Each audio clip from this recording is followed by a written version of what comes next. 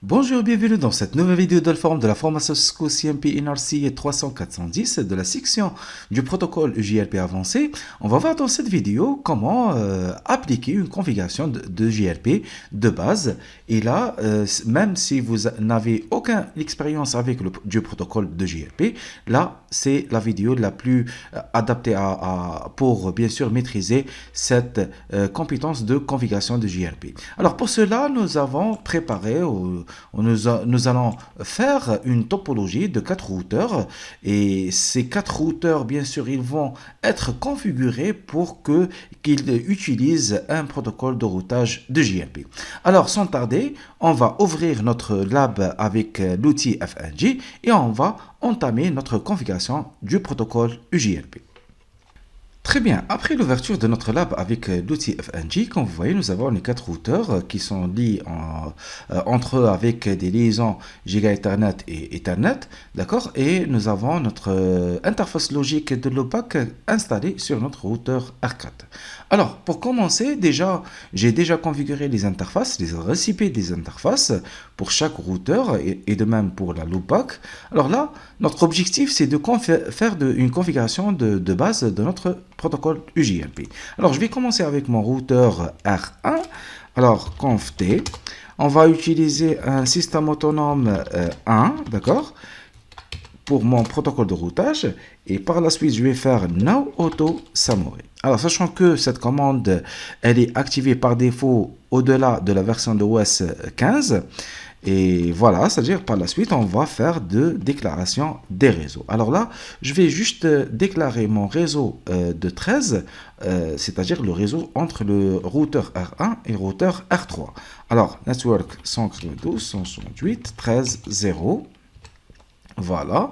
Et de même pour mon routeur R3. Alors, router UJLP 1, now auto summary. Bon, par la suite, network 192.168.13.0. Très bien.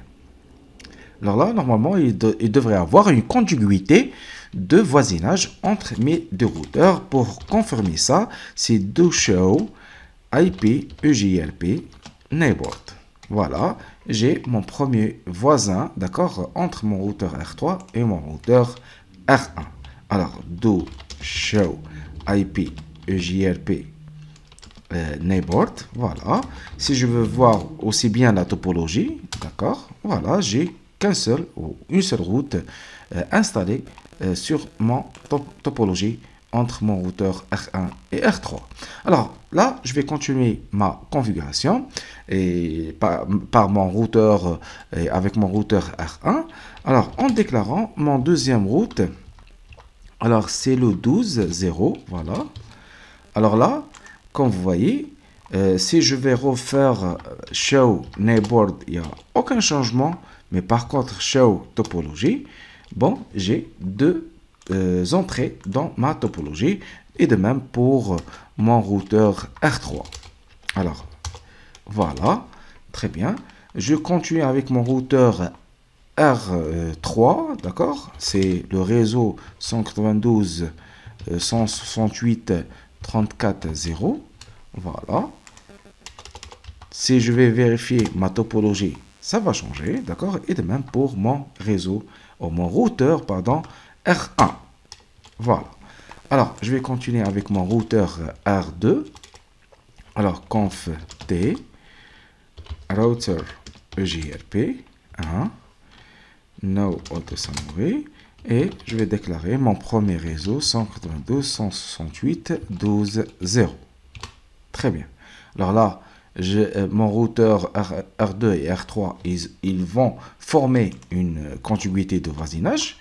Alors si je veux vérifier, voilà, j'ai un deuxième voisin installé avec cette table de voisinage dans mon routeur R1. Alors pour mon routeur R3, pardon, alors show topologie, il n'y a aucun changement. Show IP UJLP neighbor, j'ai un seul voisin. Très bien. Alors, je vais continuer toujours avec mon routeur R2. Alors, network. Et là, je vais faire le deuxième réseau qui est connecté avec mon routeur R4. avec l'adresse IP 24.0. Voilà. Très bien. Alors là, je dois avoir dans la table de topologie les 4 entrées. De même pour mon réseau ou mon routeur R1, je dois avoir aussi les 4 entrées. Très bien. Alors, si je vais vérifier ça avec mon routeur R1, R2, alors do show IP EJLP, neighbor, j'ai un seul voisin, mais par rapport à la topologie, normalement, j'ai les trois entrées ou les trois réseaux, d'accord, de cette topologie. Alors, je vais faire aussi avec mon routeur R4. Alors là, router EJLP 1, no auto summary, network 192.168.24.0, d'accord, et j'ai le 34.0, voilà, et de même j'ai le 4.0.0. Le 4.0.0, c'est le réseau de ma loopback. Très bien. Alors, comme vous voyez, j'ai des messages de voisinage, de conduite de voisinage entre mon routeur R2 et R4 et de même pour mon routeur R3 et R4. Alors, si je dois vérifier ça, de show IP EJLP neighbor, voilà, j'ai deux réseaux ou deux voisins, pardon, de même pour mon routeur R2 et mon routeur R3. Très bien. Alors, si je dois vérifier la table topologique, alors là, comme vous voyez, j'ai 5 entrées, d'accord, de réseau pour y arriver à ces réseaux.